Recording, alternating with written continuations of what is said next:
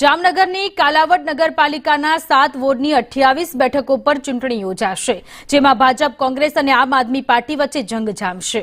કોંગ્રેસ શહેરના રોડ રસ્તાઓ, પીવાના પાણી, ભૂગર્ભ ગટર, સ્ટ્રીટ લાઇટ જેવા મુદ્દાઓ પર ચૂંટણી લડશે। તમને જણાવી દઈએ કે કાલાવડ નગરપાલિકા સતત 5 ટર્મથી ભાજપ પાસે હતી। આ ચૂંટણીમાં પણ ભાજપનો ભગવો લહેરાશે તેવું ભાજપ શહેર પ્રમુખ નીરવ ભટ્ટે જણાવ્યું હતું। કાલાવડની નગરપાલિકામાં ભાજપનું શાસન ચાલી રહ્યું છે।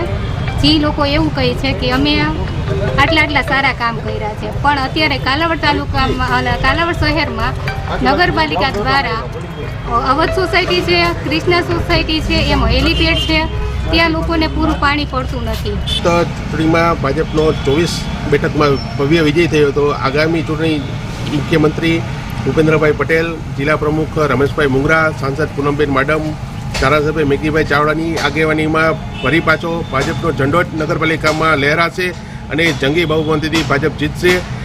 છેલ્લા 30 વર્ષથી ભાજપનું શાસન છે। વર્ષોથી કાલાવડ શહેરની પબ્લિકે ભાજપને મત આપ્યા છે, પરંતુ અહીંયા ભ્રષ્ટાચાર ખૂબ થયો છે કાલાવડ નગરપાલિકામાં, અને જે વિકાસના કામો હોય કાલાવડ શહેરની જનતા જાણે છે કે કોઈ કામ થતા નથી। અહીંયા નાગરિકોને ધક્કા થાય છે, ખાસ કરીને સ્ટ્રીટ લાઇટનો પ્રશ્ન છે, પાણી 7-8 દિવસે આપવામાં આવે છે, અને રોડ રસ્તાના પ્રશ્નો છે।